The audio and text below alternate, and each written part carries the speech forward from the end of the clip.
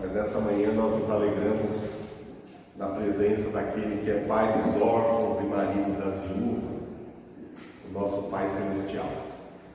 Ficamos felizes, oramos por aqueles que não estão aqui nessa manhã, por aqueles que estão nos assistindo, que a bênção do Senhor seja sobre cada família, sobre cada pai, e que os pais sejam habilitados nesse tempo a serem como Jesus Cristo, a serem sacerdotes, profetas e reis em suas famílias, governando segundo Cristo, amando, intercedendo e trazendo o reino.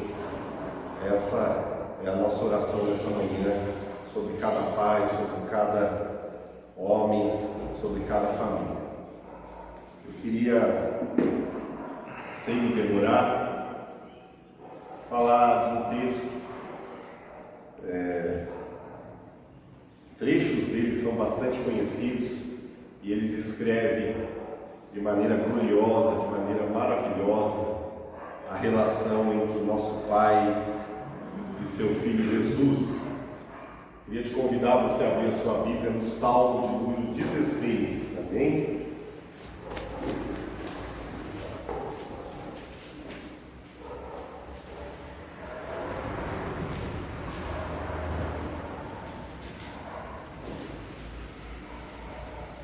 Salmo de número 16, Salmo de Davi.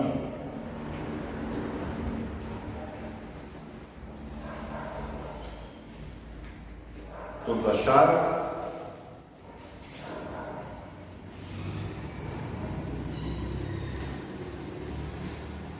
Esse salmo é um salmo profético, é um entre os 16 salmos messiânicos que estão descritos neste livro, o Saltério de Israel. Salmo 16 diz assim: protege-me, ó Deus, pois em ti me refugio. Ao Senhor declaro: tu és o meu Senhor, não tenho bem nenhum além de ti. Quanto aos fiéis que estão na terra,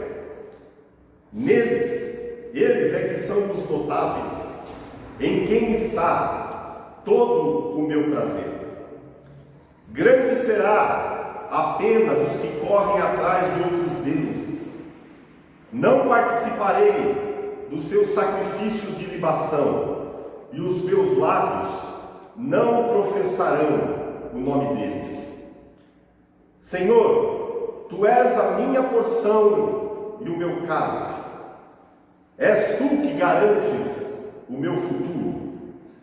As divisas caíram para mim em lugares agradáveis. Oh, quão bela é a minha herança! Bendirei o Senhor, que me aconselha. Na escura noite, Ele ensina o meu coração. Senhor, sempre tenho colocado a Ti diante de mim.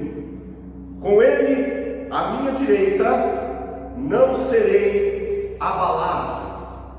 Por isso, o meu coração se alegra, e no meu íntimo exulto. Mesmo o meu corpo repousará tranquilo, porque tu não me abandonarás no sepulcro, nem permitirás que o teu santo sofra decomposição. Tu me farás conhecer os caminhos da vida, e na tua presença há plena alegria, e à tua direita eterno prazer. Amém, queridos? Salmo maravilhoso, Salmo de Davi. Este salmo talvez seja um dos salmos mais profundos e mais maravilhosos da Bíblia. Este salmo, ele é a base, ele é o fundamento para a primeira pregação da igreja do Novo Testamento. Essa pregação ocorreu no dia de Pentecostes. Vocês conhecem a história.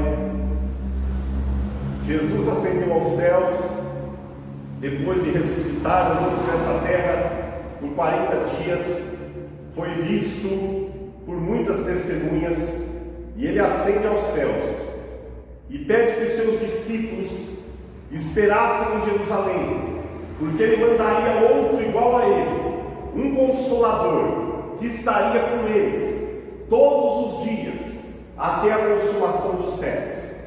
E por aproximadamente 10 dias, eles esperaram no cenáculo. Era um grupo de 500, e com o passar dos dias, alguns foram desanimando e desistindo.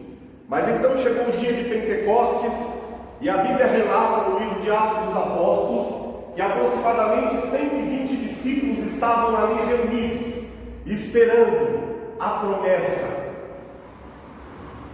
E então, em Pentecostes, ao cumprir-se o dia de Pentecostes, o Espírito Santo foi derramado sobre eles como línguas de fogo repartidas sobre cada um. E a Bíblia fala que de maneira sobrenatural, homens e mulheres iletrados, alguns indoutos, alguns sem qualquer cultura, que mal dominavam até a sua própria língua, começaram a falar em outras línguas ou outros idiomas, conforme o Espírito Santo lhes dava. E era uma grande festa em Jerusalém, a festa de Pentecostes, e a cidade estava cheia de turistas, de visitantes dos países, das nações circunvizinhas. E naquele dia, naquele lugar, haviam medos, pardos, gente da Panfilha, de Ponto, de Frígia, de Capadócia, gente de Cirene, gente da Mesopotâmia. Eles estavam todos em Jerusalém. E quando os discípulos foram habilitados e capacitados a falar em outros idiomas, eles ficaram perplexos, boquiabertos, em ver que aqueles homens indoutos e iletrados falavam as suas línguas maternas e testificavam as grandezas de Deus. E então eles, maravilhados e confusos, perguntavam o que significava tudo aquilo. Então o apóstolo Pedro, cheio do Espírito Santo, se levanta e ele começa a fazer o primeiro sermão da igreja. E ele fundamenta o seu sermão em 2 profetas. O primeiro é o profeta Joel. Ele fala: o que vocês veem hoje foi o que o profeta Joel disse: nos últimos dias derramarei do meu espírito sobre toda a carne, e os velhos e os jovens, e as mulheres e as crianças, e os patrões, os senhores e os servos, toda a carne será cheia do Espírito Santo. Isso era um abrir do Espírito, era um abrir de portas de salvação aos gentios, visto que na antiga aliança o Espírito Santo só repousava sobre os profetas e sobre os levitas, e todos do sexo masculino. Pedro diz agora então que indistintamente, sem classe social, sem gênero, sem problemas ou barreiras de idade, sem barreiras financeiras ou culturais ou sociais, o Espírito Santo seria derramado sobre toda a carne. Esse é o primeiro profeta que baseia-se no primeiro sermão de Pedro. E o segundo profeta é Davi, esse que nós lemos, e ele fundamenta o restante do seu sermão no Salmo 16 do profeta Davi, porque Davi era um profeta. E ele diz, conforme diz Davi, Atos capítulo 2, a partir do versículo 22, ele fala que o propósito da ressurreição era o grande pilar da doutrina de um novo tempo que começava. Haveria esperança para o futuro, haveria eternidade, haveria sempre um rei sobre o trono. E a ressurreição é a herança de todos aqueles que criam no Jesus que ressuscitou e ascendeu aos céus. Então ele cita o profeta Davi e diz assim: olha, o que é narrado por Davi no Salmo 16, Davi sabia que a oração que ele fez não se referia a ele, porque ele era um profeta. Ele orava e dizia palavras que foram dadas pela boca de Jesus. Olha que coisa linda! É por isso que é um salmo profético. Pedro diz que o Salmo 16, oração de Davi, um salmo profético e messiânico, não é uma oração de Davi, mas Jesus, ainda na eternidade, antes de ser encarnado, antes de ser manifesto nesse mundo, ele ora na boca de Davi uma oração que se tornaria um hino, porque o objetivo daquela oração era ser um salmo que a congregação, a igreja do Velho Testamento cantava. Oh, que coisa maravilhosa! Então, Pedro diz que esta igreja do Velho Testamento, a congregação de Israel, recebe uma oração de Davi e canta essa oração. E Davi sabia que era uma oração de Jesus. É por isso que o escritor aos Hebreus, ele diz algo que Jesus disse.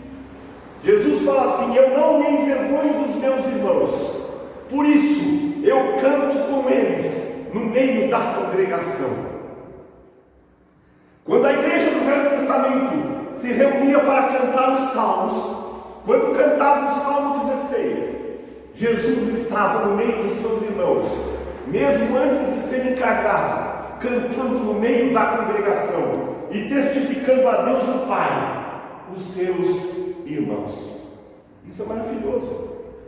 E este salmo, se você for o original, o prefácio dele diz assim: hino de Davi, e a palavra hino no hebraico é ar, que significa mistério, coisa secreta, coisa a ser revelada. É maravilhoso esse salmo, porque esse salmo, ele revela três realidades, e é isso que eu queria dividir com vocês essa manhã. A primeira realidade que nós vemos nesse salmo é que ele revela coisas secretas, coisas escondidas, que uma igreja, ainda no Velho Testamento, ainda sob o véu de Moisés, cantava, sem o perfeito discernimento, sem a plena consciência do que cantava, mas profeticamente, eles anunciavam o reino messiânico que havia de chegar, eles anunciavam a ressurreição dos mortos, eles anunciavam um Messias, e aquilo tudo era introjetado neles, através do louvor. A esperança messiânica estava acrisolada neles, estava guardada, estava entesourada em suas almas. E eles ainda no Velho Testamento, eles cantavam algo que apontava lá na frente. Olha que coisa maravilhosa. Era um salmo profético, a qual Davi ora. Nós não sabemos quando foi que Davi recebeu essa oração. Nós não sabemos se ele estava no palácio. Nós não sabemos se ele estava atrás das malhadas de ovelhas. Nós não sabemos se foi um tempo de guerra, se foi um tempo de paz, se foi um tempo de luta. Nós não sabemos as circunstâncias que envolveram o momento em que o profeta Davi, o salmista Davi, ele foi envolvido pela presença de Deus e ele teve acesso a coisas incríveis, coisas não reveladas, coisas secretas, coisas misteriosas que estavam em Deus. Os salmos, aqui, esse Salmo 16, ele descortina diante de nós uma coisa maravilhosa. E a primeira coisa que eu queria colocar aqui para nós nessa manhã é que esse salmo, ele retrata pelo menos três verdades, três realidades espirituais que servem para a nossa vida. A primeira delas é que quando nós lemos este salmo, com os olhos que o apóstolo Pedro tinha no dia de Pentecostes, quando lemos este salmo, quando Davi o proferiu, quando Davi cantava na congregação, então nós entendemos agora que esta oração foi proferida por Jesus. É algo que saiu do coração, da alma de Jesus. É algo que saiu da mente de Jesus. Este salmo retrata como Jesus sente, como Jesus vê, como Jesus percebe, mesmo antes de ser encarnado. Ou seja, quando nós lemos este salmo nos conduz a uma outra dimensão, acima, mais elevada do que essa que nós estamos. Nós somos colocados na mente de Jesus, nós somos alçados a um plano mais elevado, a uma outra dimensão. Nós agora entramos na alma de Jesus, nós agora estamos em terreno santo, nós não estamos na mente humana, porque esse salmo, ele manifesta, ele expressa a alma de Jesus. A partir de agora a gente está em terreno santo, por isso é tempo de nós tirarmos as nossas sandálias e nos abrirmos para o secreto, nós entrarmos na intimidade da divindade nessa manhã. E então, a primeira realidade que eu queria repartir com vocês nessa manhã, que esse salmo nos manifesta, é que havia uma comunhão misteriosa, tão harmônica, perfeita e linda entre a Trindade. Este salmo mostra que por causa do plano da redenção, tanto o Pai, como o Filho, quanto o Espírito Santo, três pessoas em uma, mesma essência, mesma substância, mesmo poder, um se submete ao outro no plano da redenção. E então, o Deus da pessoa do Filho se submete ao Pai e cumpre a obra da redenção. E o Deus da pessoa do Espírito Santo aplica esta obra na vida dos eleitos do Pai. Oh, que coisa mais linda! O Filho se submete ao Pai para cumprir a obra da redenção. E o Espírito Santo se submete ao Filho, aplicando essa obra na vida dos eleitos do Pai. E o relacionamento é perfeito e estreito. E este salmo, no verso 1, começa a falar como o filho via o seu pai. Ele diz assim no versículo 1, se você quiser ficar com a sua Bíblia aberta, seria bom. Protege-me, ó Deus, pois em ti me refugio. O filho diz assim para o pai: você é minha morada, você é meu esconderijo. Ele via no pai a sua proteção, o seu refúgio, um lugar de aconchego, um lugar de acolhimento. Ele via no pai um lugar seguro, ele via no pai refúgio. E ele vê isso tudo com um sentimento de grande devoção. Protege-me, ó Pai, esconde-me, pois tu és o meu refúgio. Ele via no Pai o seu lugar seguro, ele via no Pai a sua habitação, ele via segurança, ele via proteção. E este salmo continua dizendo no verso 2, ele diz assim: ao meu Senhor eu declaro, ou em algumas traduções diz assim: disse eu ao meu Senhor, tu és o meu Senhor, não tenho outro bem além de ti. Ele está dizendo ao Pai: tu és o meu Senhor, eu me submeto a ti, porque eu não tenho outro bem além de ti. Tu és tudo, tu és a minha possessão, tu és a minha porção, tu és a minha medida, tu és o montante da minha sorte, tu és o meu Senhor. Eu não tenho plano B, eu não tenho uma outra opção, eu não tenho outro lugar, eu não tenho outro futuro, eu não tenho outra medida, eu não tenho outra herança, eu não tenho outro bem, eu não tenho outro valor. Tu és o meu Senhor, não tenho outro bem além de ti. É um relacionamento de exclusividade, é um relacionamento de intimidade. Não tenho outro bem, não tenho. É assim que ele vê seu pai, como a sua coisa mais preciosa, como algo de maior valor. Ele não dá valor igual a mais nada do que a esse Pai que conduz, que protege, que ama, que esconde, que acolhe.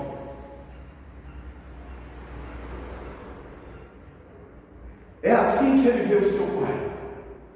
E é engraçado que ele, prefigurando os sacerdotes que ainda aconteceriam no Velho Testamento, ele fala: eu não tenho outro bem além de ti, eu não tenho outra porção.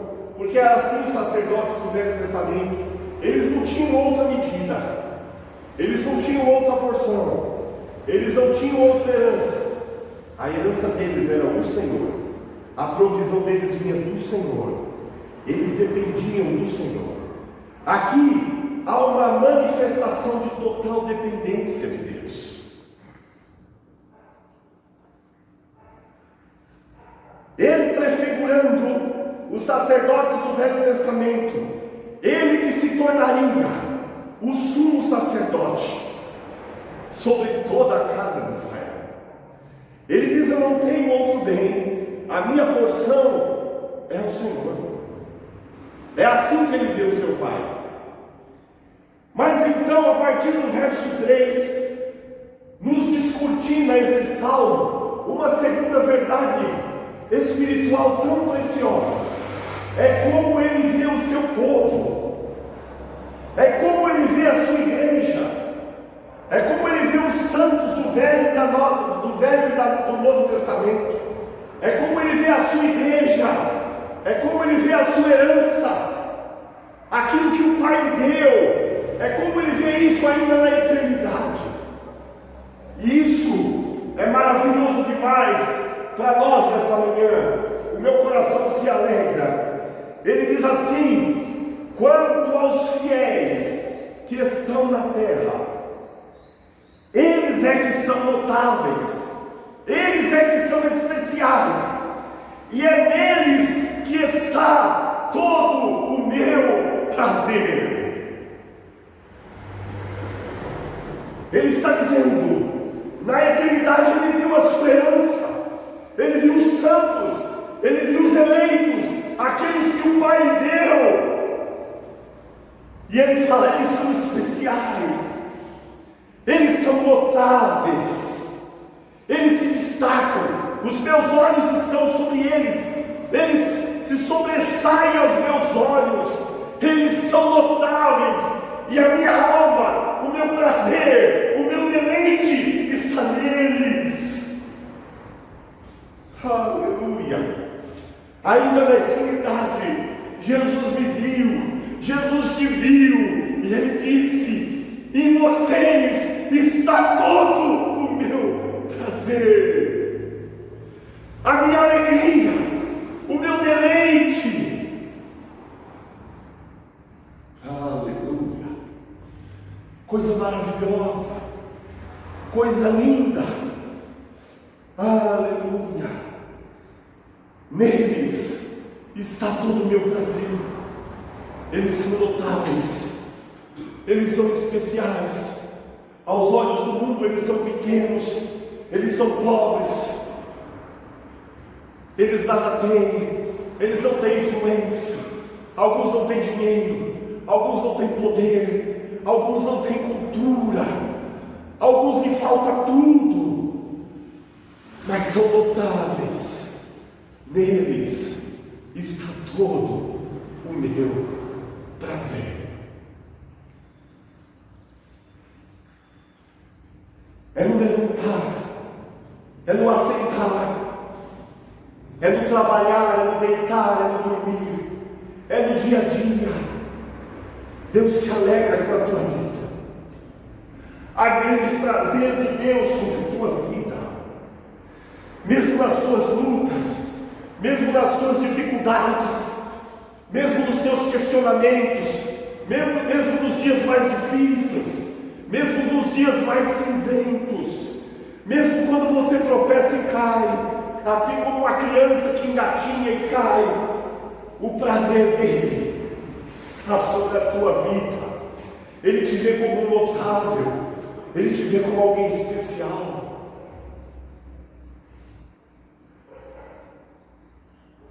Como é bem-aventurado aqueles que levantam pela manhã e sabem que não importa o que lhes aconteça durante o dia, eles são amados de Deus. Deus tem prazer na vida deles. Deus tem prazer no caminhar deles. Deus se alegra até nos sofrimentos daqueles santos, daqueles eleitos. E a Bíblia diz de forma clara, de forma cristalina, que é tão preciosa aos olhos de Deus até a passagem, até a morte dos seus santos. Ele tem prazer em tudo que você faz. Ele tem prazer no seu dia a dia. Enquanto você dorme, Ele te vela, e há prazer de Deus sobre você, há deleite, há alegria. Por que você vive tão triste? Por que você vive tão angustiado? Por que você vive tão desanimado? Se você imaginasse o favor de Deus sobre a tua vida, você viveria como um vencedor, como um filho amado e querido, como um notável. Porque é assim que Ele nos vê, é assim que Ele vê o seu povo. Foi assim que Ele viu Abraão com todos os seus defeitos. Foi assim que Ele viu Moisés com todos os seus problemas. Foi assim que Ele viu Davi com todas as suas pisadas na bola, com todos os seus escorregões. Foi assim que Ele me vê, é assim que Ele te vê, apesar de nós. Neles está todo o meu prazer. Eles são os meus notáveis. Coisa maravilhosa. E o versículo 4 mostra um grande contraste de quem Ele não tem prazer. Ele diz assim: grande será o sofrimento, grande será a pena dos que têm para si outros deuses. Eu não participo das suas ofertas, das suas libações. Eu não estou envolvido nelas. E eu sequer menciono o nome deles. Está dizendo que aqueles em quem Ele tem prazer, Ele participa das nossas ofertas, das nossas libações. Quando você canta, Ele canta. Quando você ora, Ele canta junto, Ele ora junto. Quando você ergue as mãos, Ele está com você. Quando você chora no teu chuveiro, quando você chora no teu travesseiro, Ele está com você. E Ele participa da tua oferta. Ele participa do derramar da tua alma. Ele participa da tua libação. E diz mais: Ele menciona o teu nome. Ele profere o teu nome. E é lindo isso, porque Ele mesmo afirma isso. Eu anotei aqui, queridos. Ele afirma isso. Ele diz o seguinte: olha, em João capítulo, Evangelho de João, você não precisa abrir, capítulo 17, versículo 9, Jesus diz assim: eu não oro pelo mundo. A famosa oração sacerdotal. Eu não oro pelo mundo. Eu oro por aqueles que o Pai me deu. Eu oro pelos notáveis. Eu oro por aqueles em quem está o meu prazer. Eu não oro pelo mundo. Eu oro por aqueles que o Pai me deu, porque neles eu serei glorificado. É aí que você entende quando o Hebreus fala, o escritor aos Hebreus, que ele faz constante intercessão diante do Pai pela vida dos seus. Como um sacerdote, um mediador, ele se oferece pelas nossas culpas, pelas nossas falhas, pelos nossos pecados. Quando Ele nos vê como notável, quando Ele nos vê como especiais, quando Ele nos vê alguém que enche a sua alma de prazer, Ele não nos vê assim por nós mesmos. Ele nos vê assim nele, quando estamos nele. Quando estamos nele, somos aperfeiçoados, somos amados, somos notáveis. Não em nós, mas nós neles, nós nele.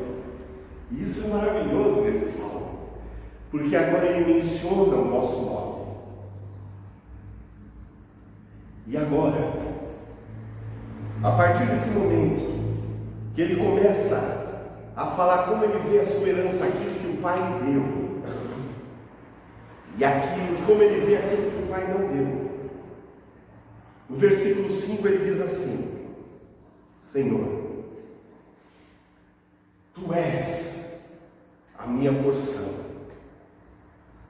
Tu és o meu cálice, Tu garantes o meu futuro.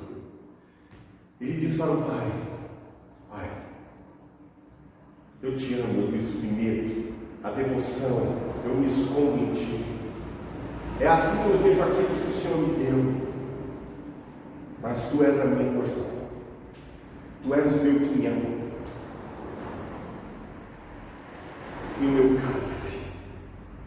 É em Ti que eu me alimento, é em Ti que eu me sacio, é em Ti que eu tenho alegria, prazer. Tu és minha porção, porque é Tu que garante o meu futuro. E então, nós vamos ao versículo de número 6. E ele continua falando como ele vê o seu povo. E aqui tem uma das declarações mais lindas da Bíblia. Ele diz assim: as divisas caíram para mim em lugares agradáveis. Oh, quão bela é minha herança. O que ele está dizendo aqui? A gente precisa entender o que ele está dizendo aqui. Ainda nos dias de Moisés e Josué, quando a nação de Israel caminhava sentido a Canaã, cada povo que eles invadiam, cada povo que eles venciam, eles ficavam com aquele território como um despojo de guerra. Ok, pessoal? Um despojo de guerra. E eles tinham 12 tribos. E então aquele território, eles sorteavam, eles dividiam em 12 pedaços e sorteavam para cada tribo um pedaço do território conquistado. Aquilo era fruto da conquista da guerra. Então eles dividiam em 12 tribos o território conquistado, aquele despojo. E essa divisão era chamada de divisa. Então se sorteava cada território com qual tribo, com qual chefe de tribo ia ficar. O problema é que às vezes o território num lugar era fértil, num lugar a terra não era fértil, num lugar era morro, no outro lugar era planície, num lugar era pântano, ok? Então era feito um sorteio. E às vezes aquele que recebia um pedaço daquela herança, da conquista, no sorteio não ficava feliz, porque às vezes não recebia o melhor, era um sorteio. Mas ele, quando nos viu, ainda na eternidade, ele usa essa figura de linguagem e fala: as divisas caíram, ou seja, vai ser repartido a conquista. Então ele viu a parte que era dele, ele viu a sua herança, ele viu a mim e a você, e ainda no céu, na eternidade, ele exclamou: oh, quão linda é a minha herança! Entendeu porque nele está todo o prazer? Diz que ele viu a sua igreja, o que ele conquistou, a herança do despojo. Ele falou: olha, o que me caiu como herança, como quinhão, como porção. Oh, quão linda é a minha herança. Quão linda é a minha herança. E então, nós podemos entender o que as Escrituras nos diz, quando diz assim acerca dele: ele viu o penoso trabalho da sua alma, o fruto do seu penoso trabalho, o seu povo redimido e ficou perfeitamente satisfeito. Ele viu o fruto do seu sacrifício. Ele viu o resultado penoso do seu sofrimento. Ele viu a sua herança, a sua conquista, a sua porção, e a sua alma ficou satisfeita. A sua alma tem prazer nela, e ele acha tudo isso muito lindo. Ele acha a tua vida linda. Oh, quão bela é a minha herança! Glória a Deus. Nós vamos então para o versículo de número 7. E ele diz assim: bendirei o Senhor, e bendirei o meu Pai, que me aconselha. Na noite escura, ele ensina o meu coração. Ele começa a bendizer o Pai, pelo sacrifício que haveria de passar na sua morte, o qual ele chama de noite escura. Ele fala: eu bendigo ele, porque na noite escura que eu vou passar, o meu Pai vai me ensinar a minha alma. Você pode se alegrar, porque na tua noite escura, Deus tem um propósito sobre aqueles que são sua porção e sua herança: ensinar a nossa alma. Então ele bem diz: na noite escura, o seu coração, o meu coração, ele me ensina. Então de novo ele se refere ao Pai e fala: sempre tenho posto o Senhor diante de mim, com ele à minha direita, eu não serei abalado. Ele começa a proferir, preparar-se para manifestar como ele via a sua missão. Essa é a terceira realidade desse salmo. A primeira é como ele via o seu Pai, a segunda é como ele via e vê o seu povo, e a terceira é como ele via o seu sacrifício, como ele via a sua missão, a obra que ele deveria realizar em favor dos seus eleitos. Então ele começa a se preparar e bendiz a Deus pela noite escura, dizendo que a sua alma seria ensinada. Então ele diz que não importa o que lhe acontecesse, Deus estava, o seu Pai sempre estava diante dele, e ele não seria abalado. E daqui para frente ele começa a ver a sua missão, ele começa a ver o resultado da sua missão, que é a sua porção, que é a sua herança, que é eu e você. Então, a primeira coisa que nós entendemos é que ele via a sua missão com alegria. Ele viu o seu sofrimento com alegria. Versículo 9: por isso o meu coração se alegra, e no íntimo a minha alma exulta. Porque o meu corpo repousará tranquilo. Ele está falando que enquanto ele morre, ele vai para a morte com a alma alegre, com a alma exultante. Ele está resoluto, ele está determinado. É assim que ele vê a sua missão. Ele vai alegre, ele vai de forma voluntária à morte. E a Bíblia diz que ele sofreu o que sofreu, visando a alegria que lhe estava proposta. Quem é a alegria? O seu povo é a sua alegria. Ele foi alegre para a cruz, com uma alma exultante, em meio à noite escura e o sacrifício e o sofrimento. Porque lá na frente, ele via mim, ele via você, e dizia: ó, como ela é a minha herança.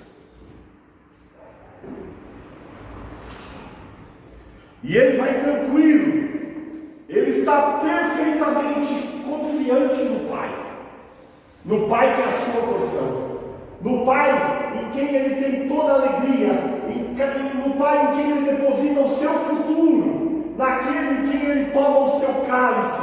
Ele fala: eu vou alegre, a minha alma exulta, e o meu corpo vai repousar tranquilo, porque ele não verá a decomposição. Para os judeus, queridos, eles consideravam que o corpo era possível ressuscitar até 3 dias, porque ainda o corpo não estava decomposto. É por isso que o milagre de Lázaro choca tanto, porque Jesus ressuscitou Lázaro no 4º dia. Então ele está dizendo, na verdade ele está citando o profeta Jonas, ele está dizendo: meu corpo vai repousar tranquilo, não verá decomposição, ou seja, não repousará mais do que 3 dias. É lógico que Davi, quando orava, sabia que não se referia a ele. Tanto é que o apóstolo Pedro em Pentecostes fala: Davi que disse isso, o túmulo dele está aqui, todos vocês conhecem, mas esse de quem ele falava ascendeu aos céus, o seu túmulo está vazio. É assim que Jesus vê a sua missão.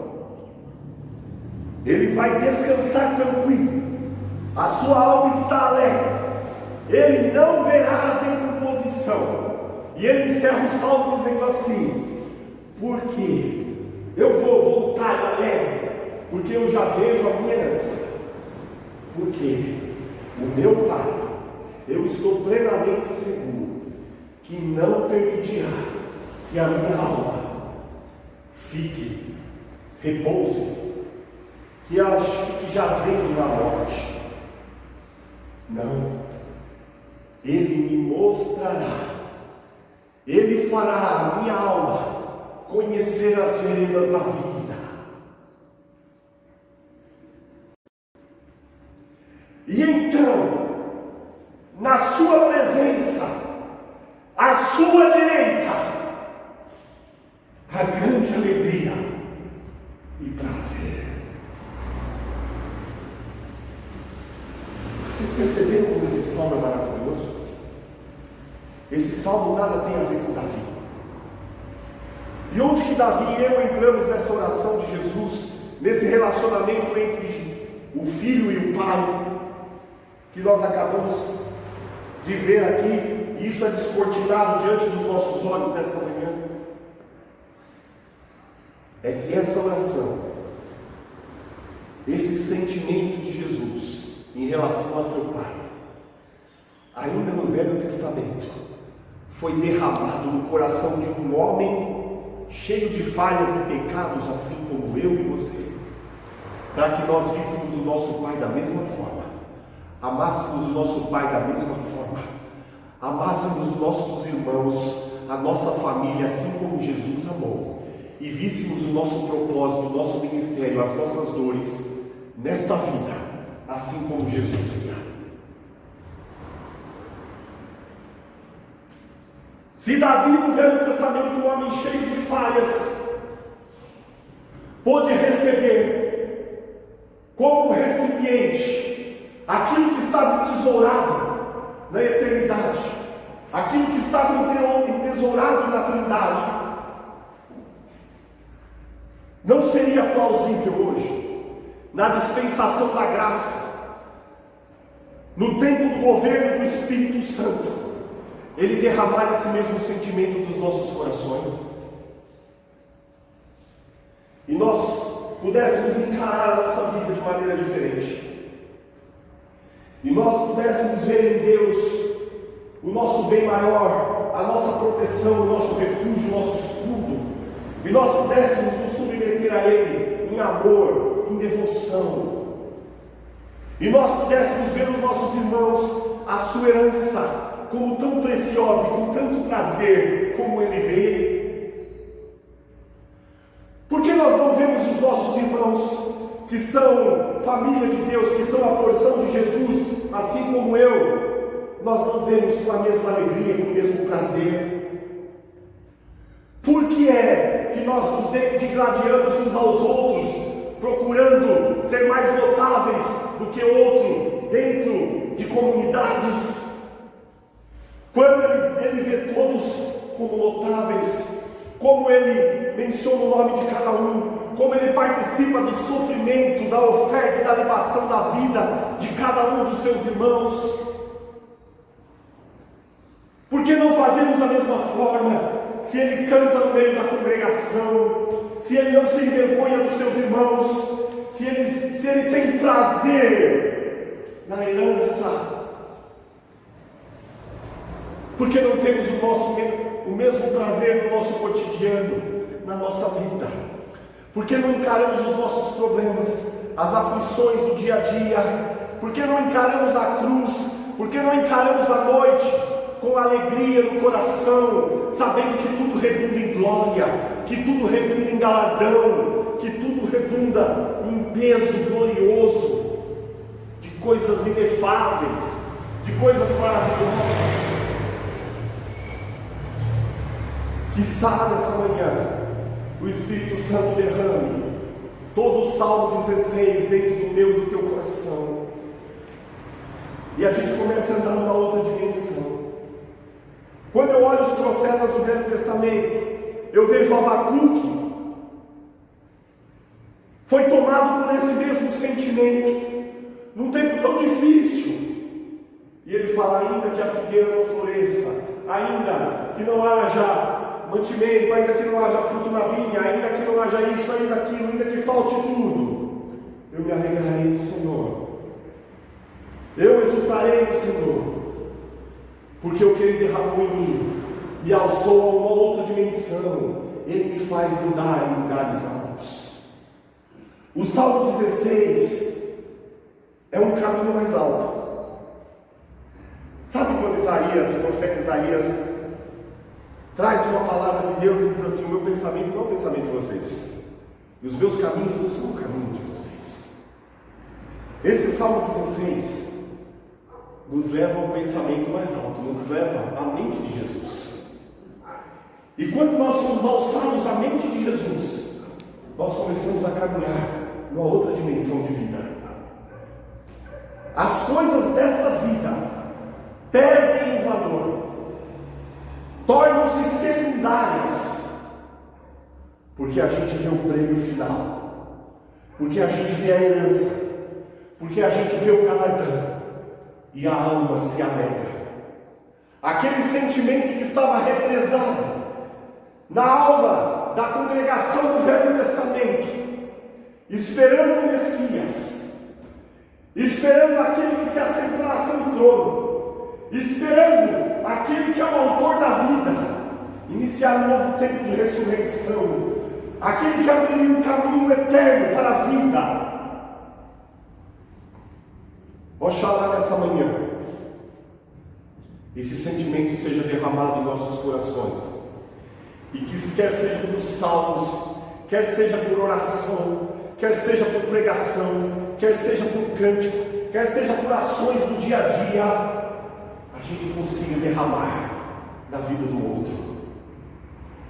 Porque Davi conseguiu, ao captar, ao receber esse sentimento, essa visão da alma de Jesus, quando ele recebe a mente de Jesus, ele consegue colocar isso no papel e fazer com que toda uma congregação, por séculos, cantasse a oração de Jesus, cantasse, falasse, verbalizasse a mente de Jesus. O Evangelho trata disso. O Evangelho que recebemos trata de derramarmos no outro aquilo que veio do alto, aquilo que era secreto, aquilo que era misterioso, mas que na dispensação do Espírito, como o escritor aos Efésios, o apóstolo Paulo diz, aquilo que esteve escondido em Deus por eras, foi manifesto agora na igreja, a multiforme sabedoria de Deus. Esse salmo, para nós, não é nem mais um segredo. Foi-nos descortinado a igreja deste tempo, porque nós somos o meio pelo qual Deus agora se revela ao mundo. Nós somos a multiforme sabedoria de Deus. Por isso, nessa manhã,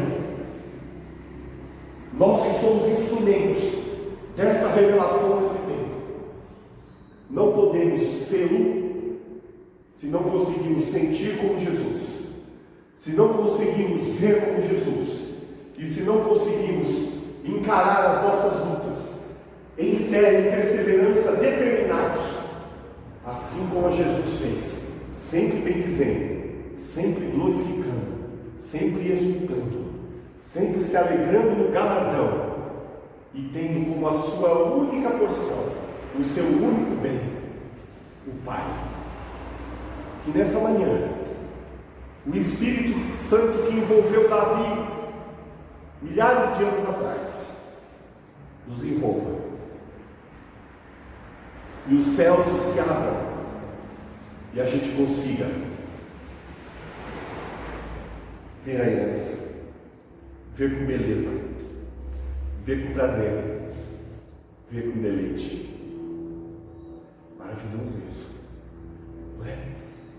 Quando a gente visita um velhinho e vê beleza, quando a gente recebe uma criança aqui, a gente vê beleza. Quando nós nos abraçamos, quando nós nos congregamos, quando nós repartimos o pão, a gente consegue ter prazer. Quando a gente é caluniado, quando a gente é difamado, quando a gente é perseguido, a gente consegue ter prazer e fala: Deus está me ensinando algo, eu vou repousar tranquilo, Ele me fará conhecer as veredas da vida.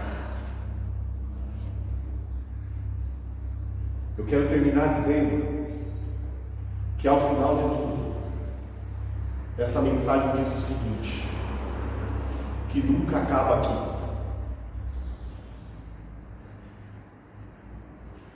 Nunca é só sobre esta vida.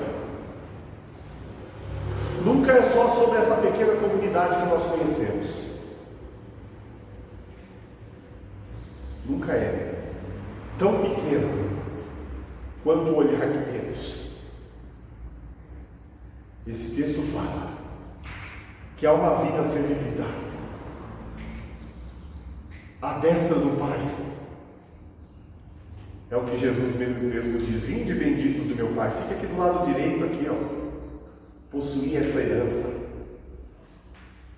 Nunca é sobre esta vida. É sempre sobre o porvir. É sempre sobre a alegria que está proposta. É sempre sobre uma beleza que ainda não conhecemos. E recebemos, como Paulo diz, por medida, como uma sombra, como um espelho. Por isso, assim como Davi, nós profetizamos por medida, porque profetizamos de acordo com o que nos é revelado. Davi recebeu uma medida, e aqui ele entregou essa medida em profecia, no Salmo 16. Mas são mais 15 salmos que ele recebeu outras tantas medidas. A igreja, o meio da revelação, ela sempre revela por medida. E o quanto é a medida, é o quanto ela tem de intimidade com o Pai. Percebe? À medida que o filho se relaciona intimamente com o Pai se revela a ele, e ele se revela a nós, na pessoa do Espírito Santo.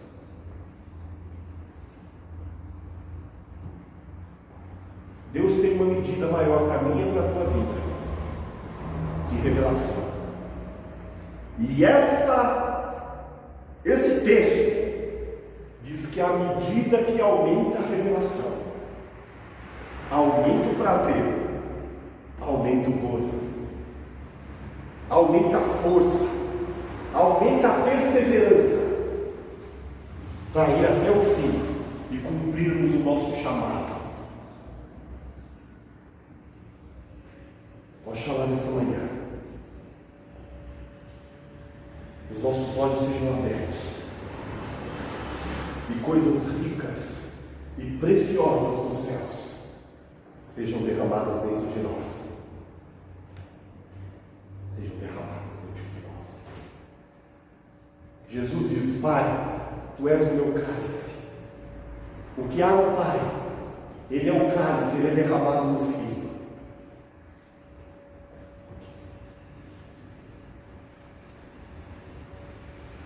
Ele quer derramar em mim e você nessa manhã um cálice de alegria, um cálice de coisas novas, um cálice de vida, um cálice de amor e prazer. Queria te convidar a ficar de pé.